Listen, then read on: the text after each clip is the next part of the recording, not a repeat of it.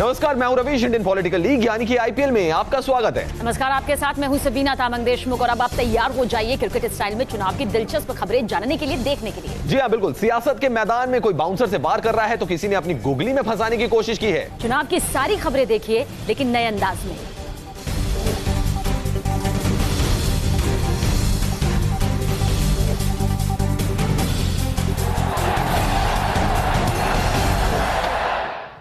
चुनावी मैच में बदजुबानी का सिलसिला जारी है और इस दौड़ में आगे दिखाई दे रहे हैं क्रिकेटर से पॉलिटिशियंस बने नवजोत सिंह सिद्धू। पहले भोपाल में अपने चुनावी भाषण में पीएम मोदी पर विवादित टिप्पणी करने वाले सिद्धू ने एक ट्वीट कर नए विवाद को जन्म दे दिया है। सिद्धू के ट्वीट पर बीजेपी ने कड़ा एतराज भी जताया और राहुल गांधी से माफी की मांग की है।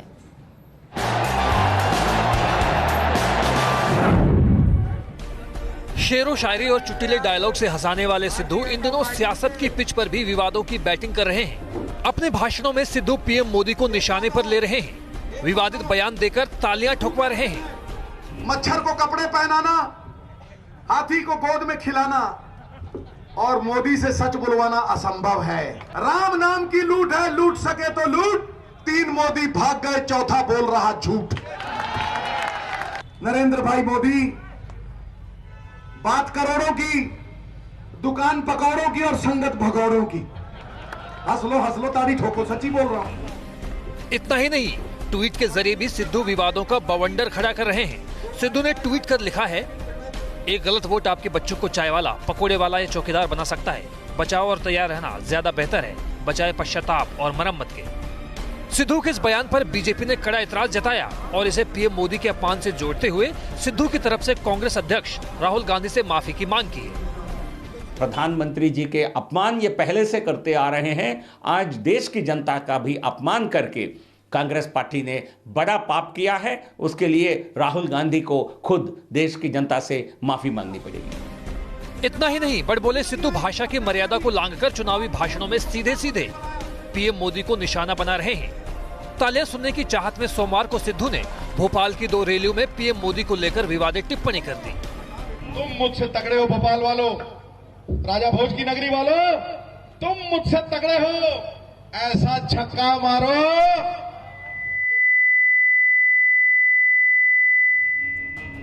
इसके आगे सिद्धू ने जो बोला वो सुनाने लायक भी नहीं है और ऐसे भाषण सिद्धू ने एक बार नहीं, भोपाल की अलग अलग रैलियों में कई बार दिए हैं। हैरानी की बात तो यह है कि जब सिद्धू इस तरह की भाषणबाजी कर रहे थे तो दिग्विजय सिंह साथ में खड़े तालियां बजा रहे थे।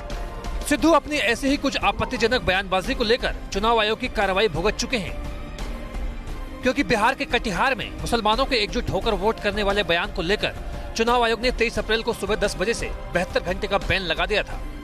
अब देखना यह होगा कि सिद्धू के विवादित भाषणबाजी का संज्ञान चुनाव आयोग लेता है या नहीं। Team news nation. तो सिद्धू तो बहुत मंजे हुए खिलाड़ी रह चुके हैं क्रिकेट के मैदान में भी और राजनीति में भी बड़े लंबे लंबे छक्के लगा रहे हैं। कांग्रेस के स्टार प्रचारक नवजोत सिंह सिद्धू जहां विवादों के बाउंसर फेंक रहे हैं तो वहीं बीजेपी भी जवाबी गुगली फेंक रही है। बिल्कुल सही कहा रवीश। और एमपी के बैतूल में सिद्धू की रैली के बाद बीजेपी कार्यकर्ताओं ने पूरे शहर में ताप्ती के जल का छिड़काव कर शुद्धिकरण किया और इस दौरान कांग्रेस और बीजेपी समर्थकों के बीच देखिए किस तरह से झड़प भी हो गई।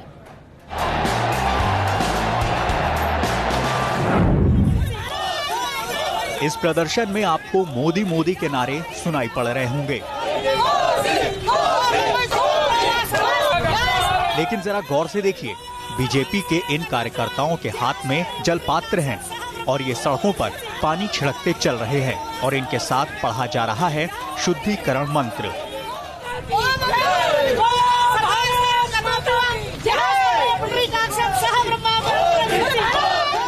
बीजेपी के कार्यकर्ता मध्य प्रदेश के बैतूल में सड़क सड़क गली गली घूम रहे थे और ताप्ती का जल छिड़क कर शुद्धिकरण कर रहे थे।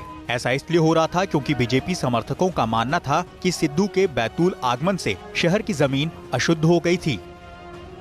यहाँ के लोगों का ये मानना है कि सिद्धू के जो सेना पर आरोप लगाए गए थे और सर्जिकल स्ट्राइक पे जो बातें कही गई थी, उसके विरोध में यहाँ पर ताप्ती जी का जल छिड़ककर मुल्तान नगर को शुद्ध किया जा रहा है। बीजेपी के कार्यकर्ताओं की टोली अभी शुद्धिकरण करते हुए आगे बढ़ रही थी कि उसका सामना कांग्रेस की टोली से हो गया।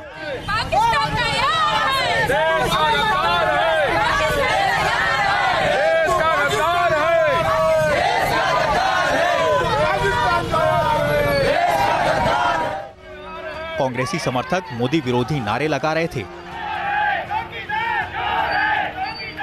कुछ ही देर में ऐसी हालत हो गई कि दोनों ओर से नारेबाजी उग्र होने लगी।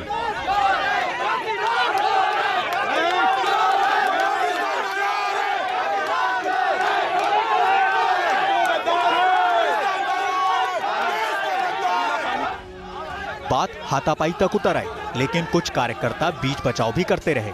तब तक मौके पर पुलिस भी पहुंच गई, लेकिन नारेबाजी नहीं रुकी।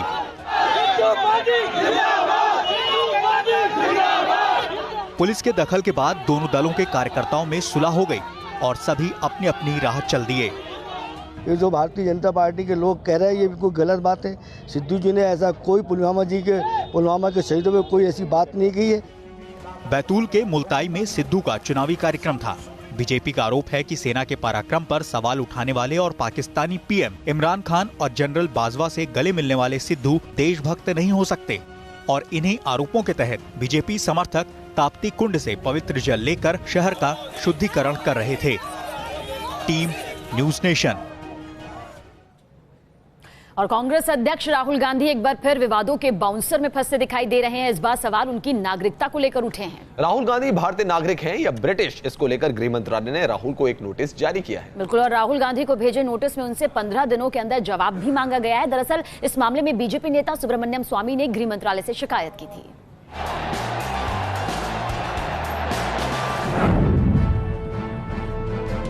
राहुल गांधी भारतीय नागरिक हैं या ब्रिटिश नागरिक? गृह मंत्रालय ने राहुल को भेजा नोटिस, मांगा जवाब। केंद्रीय गृह मंत्रालय के एक नोटिस ने कांग्रेस अध्यक्ष राहुल गांधी की नागरिकता पर सवाल खड़े कर दिए हैं। गृह मंत्रालय ने नोटिस जारी करते हुए राहुल गांधी से 15 दिनों के अंदर जवाब देने को कहा है। गृह मंत्रालय ने चिट्ठी में लिखा, बीजेपी सांसद सुब्रमण्यम स्वामी ने आपकी नागरिकता को लेकर चिट्ठी लिखी है। चिट्ठी में दावा किया गया है कि साल 2003 में यूके में बेकॉप्स नाम की एक कंपनी बनाई गई जिसके आप निदेशक थे। शिकायत में यह भी दावा किया गया है कि 10 अक्टूबर 2005 और 31 अक्टूबर 2006 को दाखिल कंपनी के इनकम टैक्स रिटर्न में आपने अपनी नागरिकता ब्रिटिश बताई। आपसे अनुरोध है कि 15 दिनों में आप मंत्रालय को सही तथ्य की जानकारी दें। दरअसल गृह मंत्रालय का नोटिस बीजेपी नेता सुब्रमण्यम स्वामी की शिकायत के बाद आया है, जिसमें स्वामी ने राहुल की नागरिकता पर सवाल उठाए थे। स्वामी ने इस मामले में 21 सितंबर 2017 और 29 अप्रैल 2019 को गृह मंत्रालय को चिट्ठी लिखी थी। अब राहुल को मिले गृह मंत्रालय के नोटिस पर बीजेपी ने राहुल गांधी पर सवालों की बौछार कर दी है। बीजेपी और उसकी सहयोगी पार्टी राहुल गांधी से सफाई की मांग कर रही है। और अगर आप भारत की नागरिकता ही आपके प्रश्न चिन्ह खड़ा हुआ है उसके ऊपर, तो आप एक पार्टी के प्रेसिडेंट भी बने हुए हैं। ये तो कई गंभीर सवाल है। उसे ये गलत मानते हैं तो सारे सबूत प्रस्तुत कर दे। अपनी नागरिकता के ऊपर जो प्रश्न उठ रहे हैं उसे खारिज कर दे। उनकी ब्रिटिश सिटीजनशिप को लेकर के पहले भी विवाद उठा था, ये विवाद सुप्रीम कोर्ट भी गया था। श्री राहुल गांधी को अपनी स्थिति स्पष्ट करनी चाहिए। उधर राहुल को मिले गृह मंत्रालय के नोटिस को कांग्रेस बीजेपी की चाल बता रही है। कांग्रेस ने राहुल की नागरिकता पर उठे सवालों को नकारते हुए सफाई दी है और कहा है कि राहुल जन्म से ही भारतीय हैं। श्री राहुल गांधी जन्म से भारत के नागरिक हैं, सदैव रहेंगे।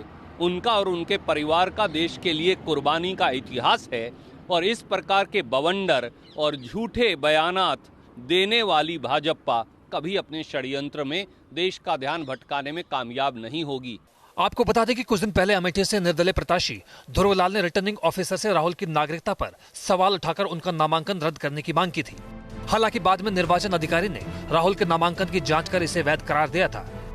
ऐसे में अब देखना होगा कि गृह मंत्रालय के नोटिस का जवाब राहुल क्या देते हैं। Team news nation.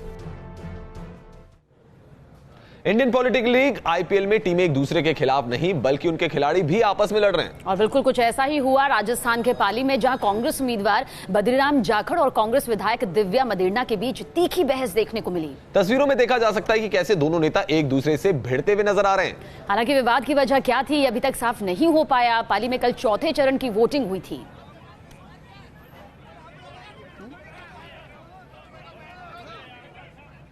वहीं इंडियन पॉलिटिकल लीग आईपीएल में जीत के लिए हर टीम एड़ी चोटी का जोर लगा रही है। देश भर में चुनाव प्रचार कर रहे प्रधानमंत्री मोदी कल अयोध्या में होंगे। प्रधानमंत्री बनने के बाद पीएम मोदी की ये पहली अयोध्या रैली होगी।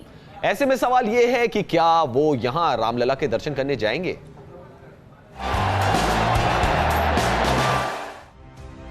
राम की नगरी आएंगे मोदी। मोदी के लिए तैयार है अयोध्या? क्या राम मंदिर पर मोदी करेंगे बड़ा वादा? प्रधानमंत्री नरेंद्र मोदी के आगमन को लेकर अयोध्या एक बार फिर से राममय होने जा रही है। बुधवार को अयोध्या के गोसाईगंज में प्रधानमंत्री नरेंद्र मोदी की जनसभा होगी। मोदी की अयोध्या यात्रा को सफल बनाने के लिए स्थानीय बीजेपी नेता और कार्यकर्ता जी जान से जुट गए हैं। पीएम मोदी जहां सभा करेंगे वहां वैदिक मंत्रोच्चार के बीच भूमि पूजन किया गया। महिलाओं ने मंगल गीत गाए। नेताओं और कार्यकर्ताओं ने भूमि पूजन कर बीजेपी की बड़ी जीत की कामना की। अयोध्या में जहां प्रधानमंत्री मोदी जनसभा करेंगे वो जगह रामलला से 27 किलोमीटर दूर है। हालांकि अभी तक ये साफ नहीं हो पाया है कि वो रामलला के दर्शन करेंगे या नहीं।